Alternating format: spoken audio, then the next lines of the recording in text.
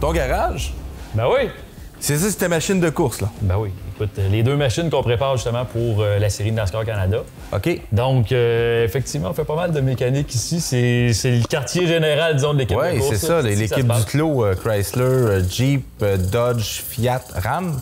En plein ça, exactement. Marcel va être content. Marcel va être content. Fait que là, t'en as deux, fait qu'il y en a une, s'il casse, ben au moins t'en as une autre. Non, en fait, j'ai une voiture de circuit routier, qui est celle-là. OK. Donc, circuit de Trois-Rivières, Mirabel, quand on course à Icar, ouais, quand on va à Mosport, en Ontario, on utilise cette voiture-là. Donc, une géométrie qui est pratiquement neutre. L'auto est faite pour virer à droite, pour virer à gauche. Tandis que celle-là, c'est une voiture d'ovale. Fait que toute la suspension est faite vraiment pour que la voiture se comporte très, très bien quand on tourne à gauche. Ah, OK. Fait que je peux-tu l'essayer? D'après moi, tu vas trouver le siège serré. Ouais, c'est ça, c'est t'es serré. Pas te dire que t'es gros, là, mais... T'es serré, pardon. Mais par contre, il y en a une autre dehors qui m'intéresse.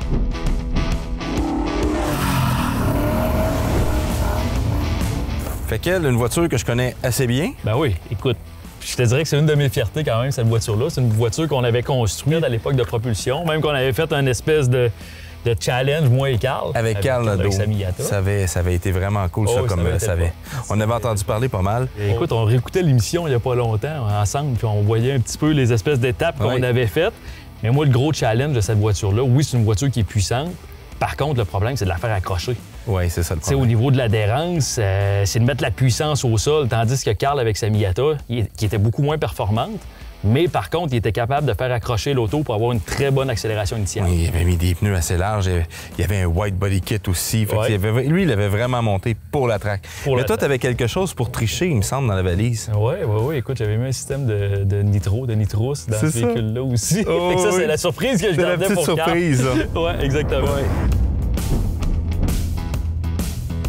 On a mis quand même pas mal de temps et aussi d'investissement sur cette voiture-là. Puis qu'est-ce qui est le fun, c'est à peu près tous mes chums qui m'ont aidé. Ça a été un gros projet collaboratif avec bien du monde de l'automobile qui sont dans mon entourage. Puis écoute, en commençant par la carrosserie du véhicule, j'avais Camillien Landry à l'époque qui a pris sa retraite présentement. Mais Camillien, c'était vraiment un artisan. Un artiste en termes de carrossier. J'avais pris le temps de choisir des couleurs, j'avais regardé des photos, des vidéos. Puis t'as fini avec ta couleur, noire. Carbon black. C'est ça, carbon black. Fait que c'est pas tout à fait noir, mais... Non, c'est pas tout à fait noir. C'est un gris très foncé. Exact. J'avais parti avec une base qui était solide. Moi, c'est une voiture de drague que j'avais été chercher en Ontario. Ah oui, c'est vrai. Puis écoute, la caisse était hyper solide. Par contre, j'avais acheté cette voiture-là, pas de mécanique. Puis, tu sais, c'était quand même l'achat idéal pour moi parce que j'avais pas à payer pour la grosse motorisation qu'il y avait dedans. J'avais un projet bien précis, puis je savais qu'est-ce que je voulais faire en dessous du capot. Bien, finalement, j'ai mis un moteur LS, donc un 6 litres LS. J'avais fait avec Simon Gauvin, justement, un autre de mes chums, chez LSG à Rivière-du-Loup.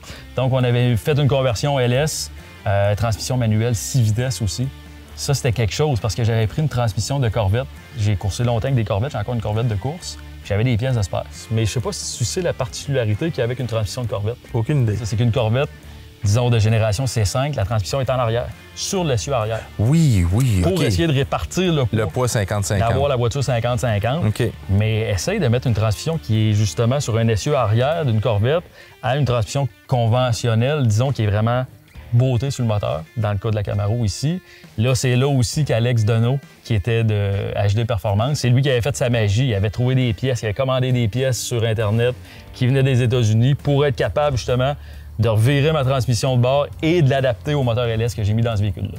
OK, fait que c'est un Frankenstein, ton affaire. Oh, je vais te dire qu'il y avait pas mal de travail de fait.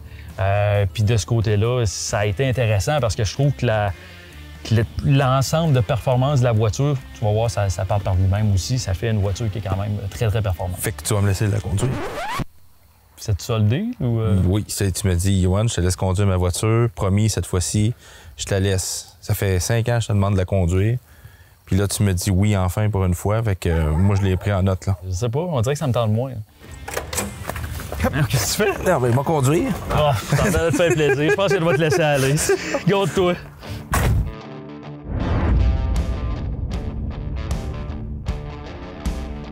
OK. Bon, la ceinture est à la taille. On est dans les bonnes années, là. C'est bon, ça. Oui. Les générations d'avant, plus c'était facile de mourir, mieux que c'était. Bon, let's go. Tu sens que Ouais, hein? c'est un peu plus viril qu'un K-Truck. Penses-tu?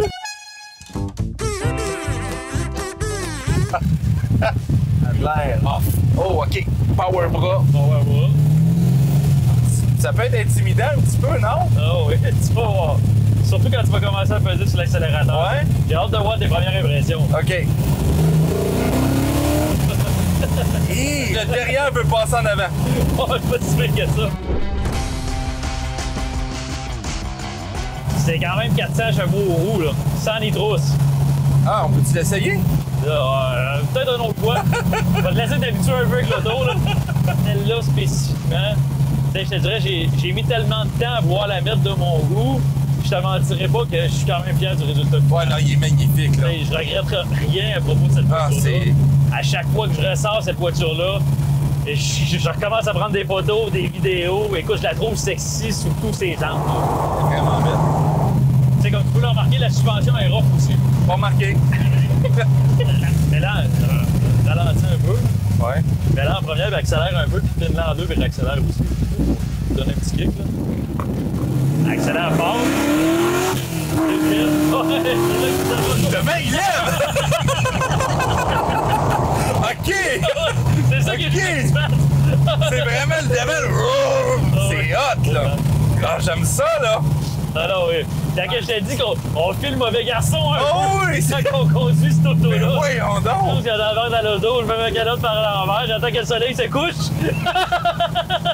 C'est ma voiture du samedi soir, pas mal. Ouais, c'est ça. Habituellement, Genre des traces ici, des traces pas là-bas. mal ça.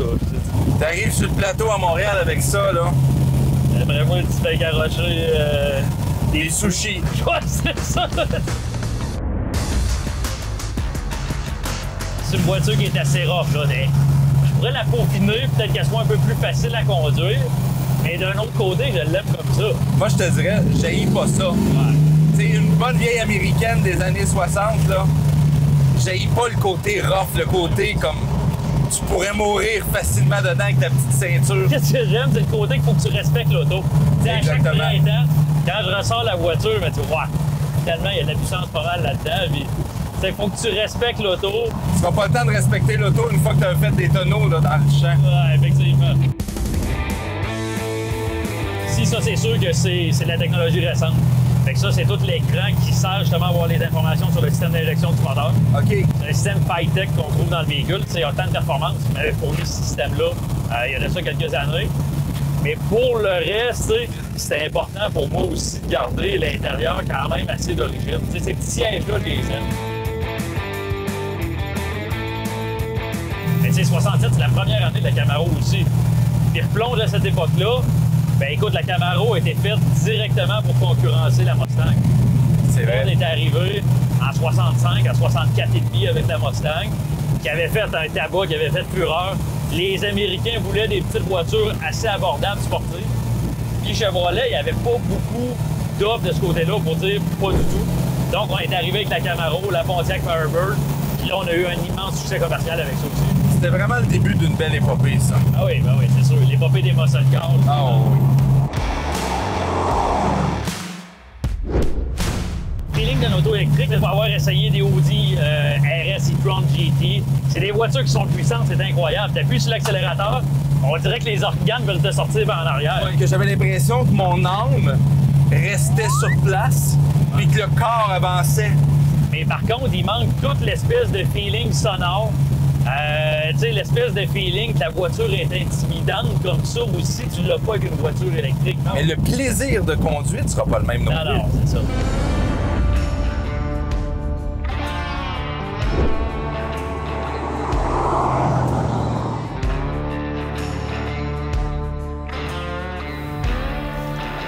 Fait que tu vas me montrer comment ça marche? Bon, ben, tue-moi pas.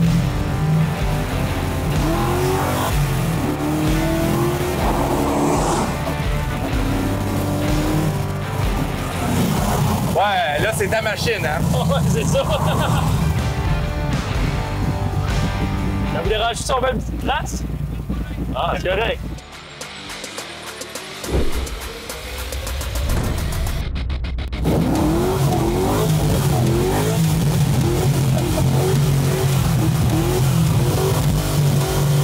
C'est bon pour les maringouins. Tout le monde rit. Hé, sors-moi ça! C'est ça que ça fait se promener avec cet auto-là. C'est ça. Ah ouais! Terrasse! Tout le monde met de la boucane. On n'est pas dans la bonne époque! Non, je sais. Cet auto-là, à chaque fois que j'embarque là-dedans, c'est fini de même. C'est fini tout le temps de même. Qu'est-ce qu'il faut que tu saches aussi, là? C'est que c'est la mairesse de la ville qui reste là.